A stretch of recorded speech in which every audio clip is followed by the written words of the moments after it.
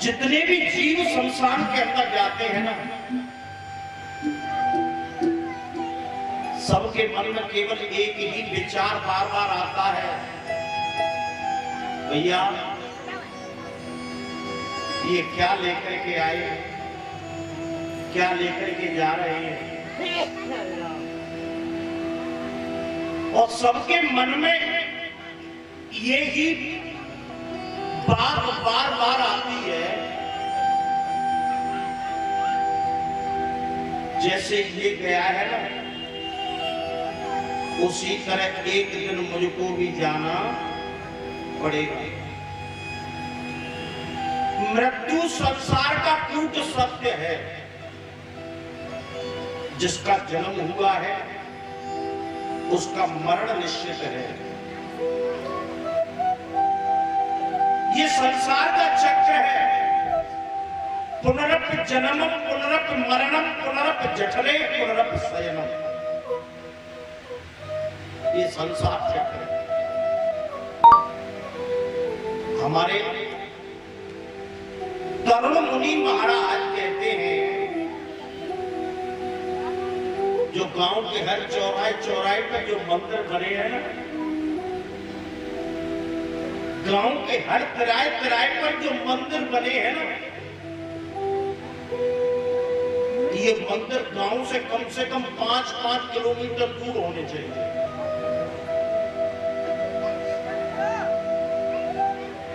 और जो गांव से दूर 2-2, 5-5 किलोमीटर दूरी पर जो शमशान बने हैं,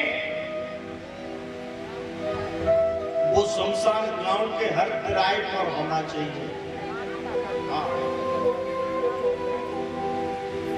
वो शमशान गांव के हर चौराहे पर होना चाहिए। क्यों? क्योंकि जब हम और आप लोग उस चौराहे से निकल करके जाएंगे ना, चौराहे पर बने हुए शमशान में जलती हुई चिता पे जब हमारी तुम्हारी नजर पड़ेगी,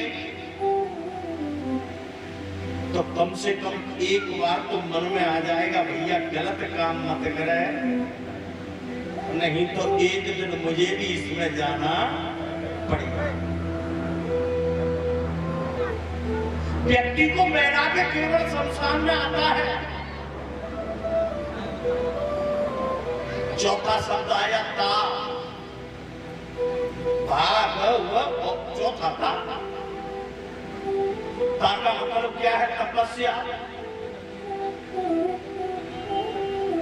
नारद जी ने भक्ति से कहा कि प्रथा खेदय से वाले अहो चिंता तुरा कथम,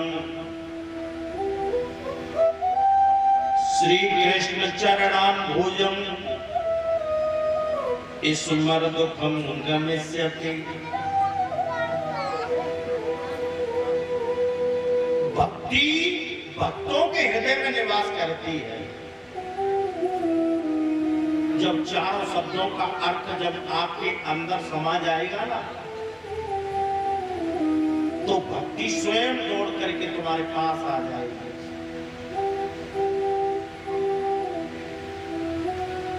अगर भागवत में बनना चाहते हो तो चारों शब्दों का केवल अपने अंदर उतार लो, आपका कल्याण हो जाएगा।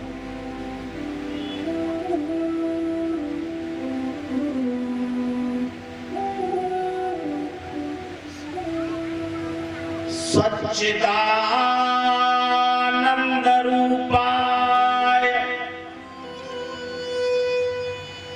विश्वोत्पत्त्यादि हेतवे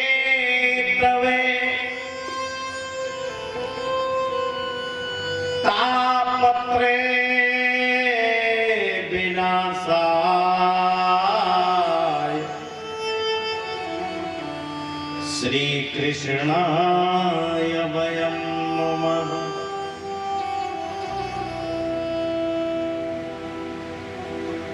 ये सच्चिदानंद क्या है? ये सच्चिदानंद साक्षात भगवान श्री कृष्ण का स्वरूप है। ये चौधरी जी ये सच्चिदानंद क्या है? ये सच्चिदानंद साक्षात श्रीमद् भागवत महापुराण है।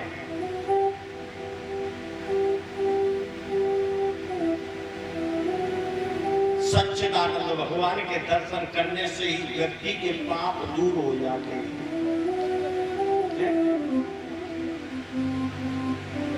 पिता वेदव्यास जी ने जब भागवत महापुराण को लिखा तो सबसे पहले ये श्लोक लिखा, सच्चिदानंद रूपाय विश्वोत्पत्त्यादि हेतवे तापत्रय विनाशाय श्री कृष्णाय वयं नमः। मैं आपसे कह रहा था कि सच्चिदानंद साक्षात परमात्मा का स्वरूप है, लेकिन ये सच्चिदानंद शब्द कैसे बना?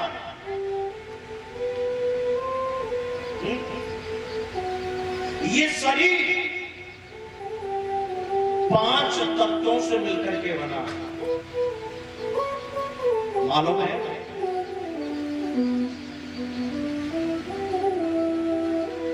छिटे जल पावक गगन समीरा, छिटे जल पावक गगन समीरा, छिटे जल पावक गगन समीरा, पांच तत्वों मिले अधम शरीरा, पांच तत्वों मिले अधम शरीरा, छिटे जल पावक गगन समीरा, पांच तत्वों मिले अधम शरीरा। ये शरीर 5 तत्वों से मिलकर के बना, और ये सच्चिदानंद कैसे बना मालूम है? सच्चिदानंद शब्द का संधि विच्छेद किया तो 3 शब्द बने, सत धन चित धन आनंद बराबर सच्चिदानंद। एक शब्द के 3 शब्द बने गए, सत धन चित धन आनंद बराबर सच्चिदानंद। अब सत्य किसे कहते हैं, चित्त किसे कहते हैं, आनंद किसे कहते हैं? सुनो, सत्य जो प्रलयकालीन अवस्था में जो शेष रह जाए वही ब्रह्म है, वही परमात्मा और वही भगवान है।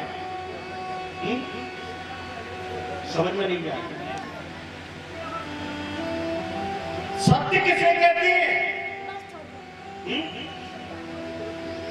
मेरे बाबा ने तो रामायण में लिखा है कि ईश्वर अंश जीवय विनाशि, ईश्वर अंश जीव विनाशि, ईश्वर अंश जीव विनाशि, चेतया सहज सुख राशि, चेतया सहज सुख राशि, ईश्वर अंश जीव विनाशि, चेतया सहज सुख राशि।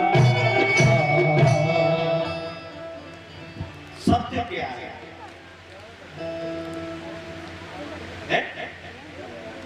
सत्य किसे कहते हैं?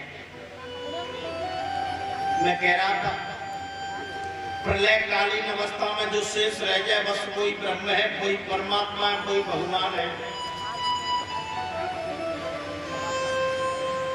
अब प्रलयकालीन अवस्था कौन सी है मालूम है? सत्य को हमने तुमने देखा है? ये शरीर है। माँ ने हमको तुमको जन्म दिया जब हम तुम इतने बड़े थे, हैं? माँ ने हमको खिलाया पिलाया, हमारा आप 3.5 हाथ लंबे चौड़े बन गए।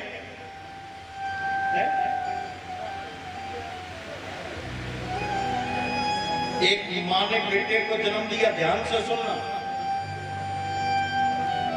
खूब खिलाया, खूब पिलाया, खूब लायक बना दिया, और माँ के ही सामने बेटे ने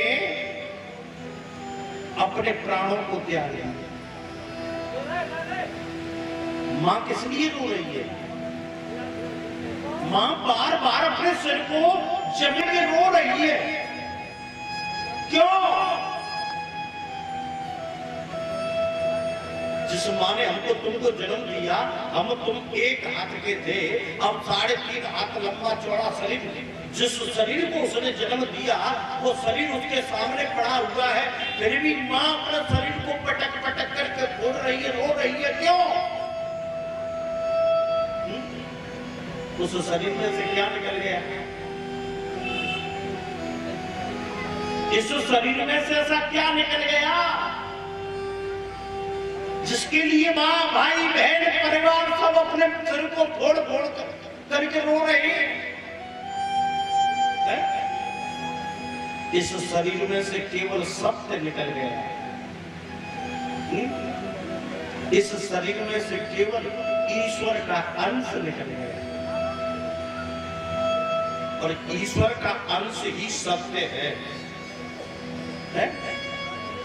जो अंश निकला है वो ही सत्य है, वो ही परमात्मा है।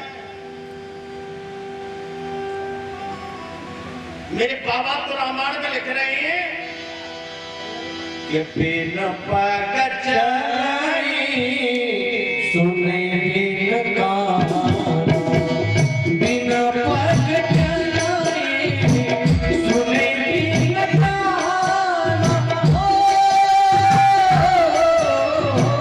बिन पग चलाई सुने बिन काना, बिन कर्म करे बिन नाना, करे बिन परमात्मा क्या है? जिसके हाथ में। परमात्मा क्या है? जिसके पैर नहीं। बिन पग चले और बिना कानों को सुनने वाला, वही तो परमात्मा है, वही तो सत्य है, और वही भगवान है। सच्चिदानंद, सत्य, सत्य माने सत्य। वेद कहते हैं कि यतोवा इमान भूतानि जायन्ते भूमि गोचरा, जो प्रलय कालीन अवस्था में जो शेष रह जाए बस वही ब्रह्म है, और वही परमात्मा, और वही भगवान है। दूसरा शब्द आया चित्त। हर जीव के 3 नेत्र होते हैं। भैया कथा को ध्यान से सुनना, बात नहीं करें। हर जीव के 3 नेत्र होते हैं। 2 नेत्रों से हम बाहर की दुनिया को देख रहे हैं, और एक नेत्र जो हमारा तुम्हारा है वो माया के कारण बंद पड़ा हुआ है। अहंकार में किसी को विद्या का अहंकार है, किसी को रूप का अहंकार है, आई एम वेरी ब्यूटीफुल। किसी को पद का अहंकार है, मैं राजा हूं। कोई कह रहा है साइंटिस्ट, मैं बहुत बड़ा वैज्ञानिक हूं। किसी को विद्या का अहंकार है, किसी को रूप का अहंकार है, किसी को पद का अहंकार है, तो किसी को कुर्सी का अहंकार है। तीसरा नेत्र है ना हमारा तुम्हारा बंद पड़ा हुआ है। अगर मनुष्य एकाग्रचित्त होकर के अपने माया को दूर कर, अहंकार को दूर करके अगर जीव अपने अंदर ही झांक करके देखे ना, तो जीव को परमात्मा के दर्शन अपने अंदर ही हो जाएंगे। तीसरा शब्द आया आनंद। पंडित जी की कथा सुनने काजे गए, अरे आनंद नहीं आया है? ये चौधरी राजन सिंह बताओ, जो पंडित जी ने कहा तो राजस्थान में गए, आनंद किसे कहते हैं? डल्लभ के गद्दे पर सोने का नाम आनंद नहीं है। एसी कमरे में सोने का नाम आनंद नहीं है। बच्चों के साथ खेलने का नाम आनंद नहीं है। आनंद आपको कब आएगा मालूम है? अगर पूर्ण आनंद को प्राप्त करना है तो आनंद कब आएगा? पहले कथा को सुनो और सुनने के बाद अपने घर जाओ। घर के कामकाज को करके जब अपनी चारपाई में लेटे हैं तो बस जो कथा हमने कही है ना, उन कथाओं का केवल मनन करना प्रारंभ कर देना है? और जो कथा का निचोड़ निकले कि ये कथा मुझसे क्या कह रही है, और जो कथा का रस निकले ना, बस उसको पान कर लेना, उसी का नाम आनंद है। समझ रहे हो? जैसे माता बहन पहले दूध को गर्म करती है और गर्म करने के बाद में उसको ठंडा करती है और ठंडा करने के बाद उसमें जामुन डालती है। जामुन डालने के बाद वो जम जाता है। जमने के बाद उसका मंथन करती है और मंथन करने के बाद में उसमें से क्या निकलता है? मक्खन। अगर कथा को सुन करके शाम को अपनी चारपाई पर लेट करके अगर मंथन करोगे ना, ये कथा मुझसे क्या कह रही है, मुझे क्या करना चाहिए, तो आपको भी आनंद आ जाएगा।